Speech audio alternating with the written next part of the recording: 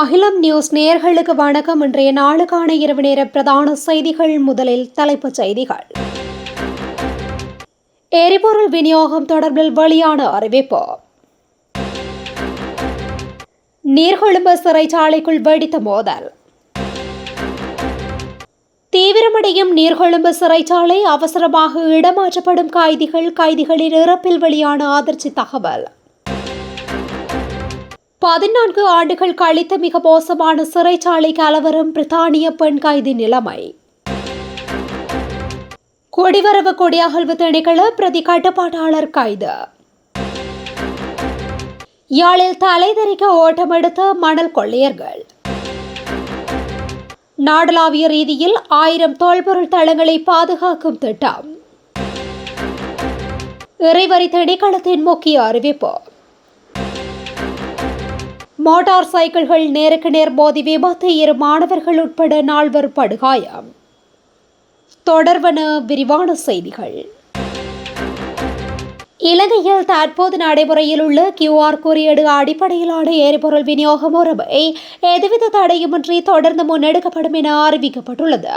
குறித்த விடயத்தினை இலங்கை பெட்ரோலிய கூட்டுத்தாபனத்தின் முகாமைத்துவ படிப்பாளர் மயூர நெத்திகுமாரகே தெரிவித்துள்ளார்.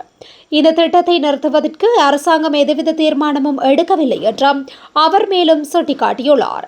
இதுகுறித்து தெரிவித்த அவர், நாட்டில் எதிர்காலத்திலும் தடையின்றி எரிபொருள் விநியோகத்தை முன்னெடுப்பதற்கு தேவையான நடவடிக்கைகள் எடுக்கப்பட்டுள்ளன. எனவே தற்போதைய விநியோக முறைமையில் மாற்றங்கள் ஏற்படலாம் என பொதுமக்கள் அச்சமடைய தேவையில்லை. தற்போதைய எரிபொருள் ஒதுக்கீட்டு அளவை அதிகரிப்பதற்கோ அல்லது குறைப்பதற்கோ எதுவித முடிவுகளும் எடுக்கப்படவில்லை. மறு அறிவித்தல் வரை தற்போதைய ஒதுக்கீட்டு எல்லைகளே தொடர்ந்து நடைமுறையில் இருக்கும் என அவர் மேலும் தெரிவித்துள்ளார். நீர்கொழும்பு சிறைச்சாலையில் நடந்த மோதலுக்கு நீதி அமைச்சர் என்ற வகையில் தாம் பொறுப்பேற்பதாக நீதி அமைச்சர் ஹர்ஷன நாணயக்கார தெரிவித்துள்ளார். இது தொடர்பில் இன்று பிற்பகல் ஊடகங்களுக்கு கருத்து தெரிவிக்கும் போதே அவர் மேற்கண்டவாறு குறிப்பிட்டுள்ளார். அவர் மேலும் தெரிவிக்கையில், அங்கே ஏற்பட்ட மனித உயிரிழப்பு பெரும் அதிர்ச்சியை ஏற்படுத்தியுள்ளது. உயிரிழந்தவர்களின் குடும்பத்தினருக்கு நமது ஆழ்ந்த இரங்கலையும் வருத்தத்தையும் நாம் தெரிவிக்க வேண்டும். நாம் அங்கு சென்று என்ன நடந்தது என்பதை கண்டறிந்து இது மீண்டும் நிகழாமல் இருப்பதை உறுதி செய்ய வேண்டும். இதற்காக நாங்கள் யாரையும் குற்றம் சாட்டவில்லை. நீதித்துறை அமைச்சராக எனது அதிகார வரம்பிற்கு உட்பட்ட ஒரு நிறுவனத்தில் இது நடந்துள்ளது என்பது உண்மையான அதிர்ச்சியை அளிக்கின்றது. எனவே நாம் அந்த பொறுப்பை ஏற்க வேண்டும். இப்போது வருந்துவதை விடுத்து, இது எப்போது நடந்தது, இதில் என்ன பிரச்சனை, யாராவது தவறு செய்தார்களா, இந்த பிரச்சனை எப்படி உருவானது, எதிர்காலத்தில் இது மீண்டும் நிகழாமல் எப்படி தடுப்பது, இதை மிக விரைவாக கவனிக்க வேண்டிய அவசியம் உள்ளது. சில நேரங்களில் இது போன்ற விடயங்கள் நடக்கின்றன. இதை சாதாரணமாக எடுத்துக்கொள்ள முடியாது. இதை சுலபமாக கடந்து செல்லவும் முடியாது. ஏனென்றால் மனித உயிர்கள் இழக்கப்பட்டுள்ளன. சம்பவம் குறித்து நாம் தீவிரமாக விசாரிக்க வேண்டும் என்று அவர் மேலும் தெரிவித்துள்ளார். நீர்கொழும்பு சிறைச்சாலையில் இன்று காலை ஏற்பட்ட அமைதியின்மை மேலும் தீவிரமடைந்து வருவதால் கைதிகளை வேறு சிறைகளுக்கு மாற்றுவதற்கு சிறை நிர்வாகம் நடவடிக்கை எடுத்துள்ளது. சிறைச்சாலையில் ஏற்பட்ட அமைதியின்மையின் போது கைதிகள் பலர் முன்வாசல் வழியாக சிறையை விட்டு வெளியேற முயன்றதால் இந்த அவசர நடவடிக்கை எடுக்கப்பட்டுள்ளது. எனவே கைதிகளை தும்பர உள்ளிட்ட சிறைகளுக்கு மாற்றுவதற்கான நடவடிக்கைகளை சிறை நிர்வாகம் எடுத்துள்ளது. நீர்கொழும்பு சிறைச்சாலையில் ஏற்பட்ட மோதலில் காயமடைந்து நீர்கொழும்பு வைத்தியசாலையில் சிகிச்சை பெற்று வந்த மற்றொரு சிறை அதிகாரி உயிரிழந்துள்ளதாக வைத்தியசாலையின் செய்தி தொடர்பாளர் தெரிவித்துள்ளார். இதனால் இந்த மோதலில் உயிரிழந்த சிறை அதிகாரிகளின் எண்ணிக்கை 6ஆக உயர்ந்துள்ளதுடன் கைதிகள் உட்பட மொத்த உயிரிழப்புகளின் எண்ணிக்கை 26ஆக அதிகரித்துள்ளது. மோதல் காரணமாக ஏற்பட்ட காயங்களுடன் சுமார் 100 பேர் வைத்தியசாலையில் அனுமதிக்கப்பட்டுள்ளனர். மேலும் அவர்களில் 13 பேர் கவலைக்கிடமாக இருப்பதால் கொழும்பு தேசிய வைத்தியசாலைக்கு மாற்றப்பட்டுள்ளனர். நீர்கொழும்பு சிறைச்சாலைக்குள் இன்று காலை தொடக்கம் வெடித்துள்ள வன்முறையின் போது உயிரிழந்த 20 சிறை கைதிகளும் துப்பாக்கி சூட்டில் உயிரிழந்துள்ளதாக தகவல் வெளியாகியுள்ளது. நீர்கொழும்பு சிறைச்சாலைக்குள் இன்று காலை தொடக்கம் வெடித்துள்ள வன்முறையின் போது சிறை கைதிகளின் கைகளில் துப்பாக்கிகள் சிக்கியிருக்கலாம் என்று அதிர்ச்சி தகவல் வெளியாகியுள்ளது. மோதலின் போது சிறை கைதிகளின் கைகளில் சிறைச்சாலை பாதுகாப்பிற்காக களஞ்சியப்படுத்தப்பட்டிருந்த துப்பாக்கிகள் சிக்கியிருக்கலாம் என்று அஞ்சப்படுகின்றது. மேலும் இலங்கை ராணுவம், காவல்துறை சிறப்பு அதிரடிப்படை மற்றும் காவல்துறை கலவர தடுப்பு பிரிவை சேர்ந்த ஏராளமான அதிகாரிகள் தற்போது நீர்கொழும்பு சிறைச்சாலைக்குள் நுழைந்துள்ளனர். இதனால் கடும் பதற்ற நிலை ஏற்பட்டுள்ளது. நீர்கொழும்பு சிறைச்சாலையில் நேற்று முன்றும் கைதிகளுக்கு இடையே ஏற்பட்ட மிக மோசமான மோதல்கள் இடம்பெற்றுள்ளன. இந்த நிலையில் உயிரிழப்பு 30 ஆக பதிவாகியுள்ளதாக தகவல்கள் வெளியாகியுள்ளது. இந்த நிலையில் போதைப்பொருள் கடத்தல் வழக்கில் கைது செய்யப்பட்டு நீர்கொழும்பு சிறைச்சாலையில் தடுத்து வைக்கப்பட்டுள்ள 22 வயதுடைய பிரித்தானிய பெண் கைதியான ஷார்லட் மேலி முற்றிலும் பாதுகாப்பாக இருப்பதாக சிறைச்சாலை அதிகாரிகள் உத்தியோகபூர்வமாக தெரிவித்துள்ளனர். இலங்கை சிறைச்சாலை வரலாற்றையே உலுக்கிய 2012ஆம் ஆண்டு வெலிக்கடை சிறைச்சாலை வன்முறை சம்பவத்திற்கு பின்பு 14 ஆண்டுகள் கழித்து மிக மோசமானதொரு மற்றும் கொடூரமானதொரு கலவரம் இது என சுட்டிக்காட்டப்பட்டுள்ளது.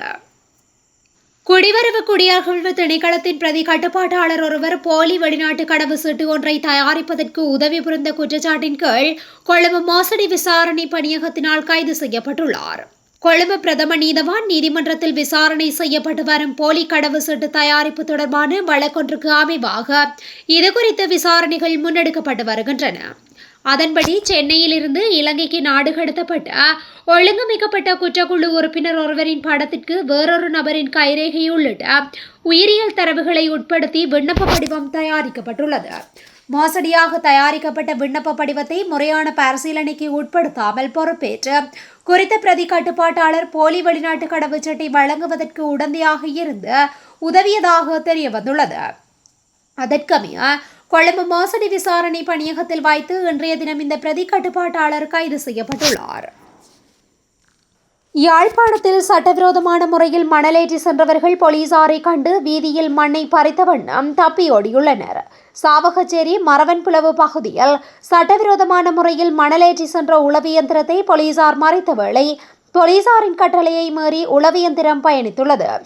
அதனை போலீசார் துரத்தி சென்ற வேளை போலீசார் தம்பினை தொடர்வதை தடுக்கும் நோக்குடனும் வீதியில் மண்ணை பறித்த வண்ணம் உளவு இயந்திரத்தில் தப்பி சென்றுள்ளனர். போலீசாரும் நீண்ட தூரம் உளவு இயந்திரத்தை பின்தொடர்ந்து துரத்தி சென்ற நிலையில் வீதியில் உளவு இயந்திரத்தையும் கைவிட்டு அதன் சாரதியும் அதில் பயணித்தவர்களும் தப்பியோடியுள்ளனர். இந்த நிலையில் உளவு இயந்திரத்தை கைப்பற்றியுள்ள போலீசார் அதன் சாரதியையும் அதில் பயணித்த நபர்களையும் கைது செய்ய நடவடிக்கை எடுத்துள்ளனர்.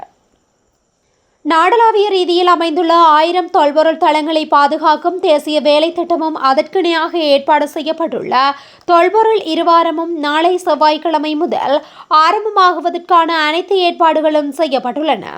நாட்டின் வரலாற்று மற்றும் தொல்பொருள் முக்கியத்துவம் வாய்ந்த இடங்களை இனங்கண்டு அவற்றின் அகழ்வாராய்ச்சி ஆய்வு மற்றும் பாதுகாப்பு பணிகளை விரைவுபடுத்துவதே இந்த வேலை திட்டத்தின் முதன்மை நோக்கம் என்று புத்தசாசன சமய மற்றும் கலாசார விவகாரங்கள் பிரதி அமைச்சர் கமகேந்திர திசாநாயக்க தெரிவித்துள்ளார். இந்த திட்டத்தின் கீழ் 1000 தொல்பொருள் தளங்கள் பாதுகாக்கப்படவுள்ள அதேவேளை நாளை ஆரம்பமாகும் தொல்பொருள் இருவாரத்தின் முதற்கட்டமாக இனங்காணப்பட்ட 100 தளங்களில் பணிகள் தொடங்கப்படவுள்ளன. தொல்பொருள் தளங்களை பாதுகாப்பதில் பொதுமக்களின் பங்களிப்பை அதிகரிக்கும் நோக்கில் அந்தந்த பகுதிகளை மையமாக கொண்டு சமூக பாதுகாப்பு குழுக்கள் அமைக்கவும் நடவடிக்கை எடுக்கப்பட்டுள்ளது. 2025-2026 மதிப்பீட்டு ஆண்டிற்கான வருமான வரி கணக்குகளை தாக்கல் செய்வதற்கு தனது மின்னணு சேவை தளம் தற்போது திறக்கப்பட்டுள்ளதாக உள்நாட்டு இறைவரி திணைக்களம் அறிவித்துள்ளது. இது தொடர்பாக வெளியிடப்பட்டுள்ள பொது அறிவிப்பில் நிறுவன வருமான வரி, கூட்டாண்மை வருமான வரி, தனிநபர் வருமான வரி மற்றும் எளிமைப்படுத்தப்பட்ட தனிநபர் வருமான வரி அறிக்கை உள்ளிட்ட பல்வேறு பிரிவுகளின் கீழ் வரி செலுத்துவோர் தங்களது வருமான வரி அறிக்கைகளை மின்னணு முறையில் சமர்ப்பிக்க முடியும் என தெரிவிக்கப்பட்டுள்ளது. 2025-2026 மதிப்பீட்டாண்டிற்கான அனைத்து வருமான வரி அறிக்கைகளும் 2026 நவம்பர் 30 IRDயின் மின்னணு சேவை தளத்தினூடாக கட்டாயம் சமர்ப்பிக்க வேண்டும் என்றும் திணைக்களம் குறிப்பிட்டுள்ளது. திருகோணமலை மொரவெவ போலீஸ் பிரிவிற்குட்பட்ட டிராக் 6 பகுதியில் 2 மோட்டார் சைக்கிள்கள் நேருக்கு நேர் மோதி விபத்துக்குள்ளானதில் 2 பாடசாலை மாணவர்கள் உட்பட 4 காயமடைந்து வைத்தியசாலையில் அனுமதிக்கப்பட்டுள்ளனர். இன்று காலை 6 மணியளவில் இந்த கோர விபத்து இடம்பெற்றுள்ளதாக போலீசார் தெரிவித்துள்ளனர். தாய் ஒருவர் தனது 2 பிள்ளைகளையும் மோட்டார் சைக்கிளில் பாடசாலைக்கு அழைத்து சென்றுள்ளார். இதன்போது அவர்களுக்கு எதிரே வந்த மற்றொரு மோட்டார் சைக்கிள் இவர்களது மோட்டார் சைக்கிளுடன் நேருக்கு நேர் பலமாக மோதியுள்ளது. இதனால் 2 மோட்டார் சைக்கிள்களிலும் பயணித்தவர்கள் தூக்கி வீசப்பட்டு படுகாயமடைந்துள்ளனர்.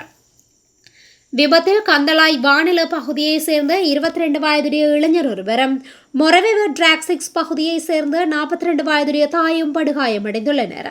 இவர்களுடன் பயணித்த 2 மாணவர்களும் காயங்களுக்குள்ளாகியுள்ளனர். விபத்தை அடுத்து காயமடைந்த 4 உடனடியாக மகதிவுல்வெவ பிரதேச வைத்தியசாலைக்கு அனுமதிக்கப்பட்டனர். எனினும் படுகாயமடைந்த இளைஞர் மற்றும் தாயின் நிலைமை கவலைக்கிடமாக இருந்ததால் அவர்கள் இருவரையும் மேலதிக சிகிச்சைக்காக திருகோணமலை பொது வைத்தியசாலைக்கு மாற்றுவதற்கு நடவடிக்கை எடுத்துள்ளதாக வைத்தியசாலை பேச்சாளர் ஒருவர் தெரிவித்தார். இந்த விபத்து குறித்து மொரவெவ போலீசார் மேலதிக விசாரணைகளை மேற்கொண்டு வருகின்றனர். இத்துடன் இன்றைய நாளுக்கான இரவு நேர பிரதான செய்திகள் நிறைவடைகின்றன. தொடர்ந்து இதுபோன்ற செய்திகளை உடனுக்குடன் அறிந்து கொள்ள அகிலம் நியூஸுடன் இணைந்திருங்கள். நன்றி, வணக்கம்.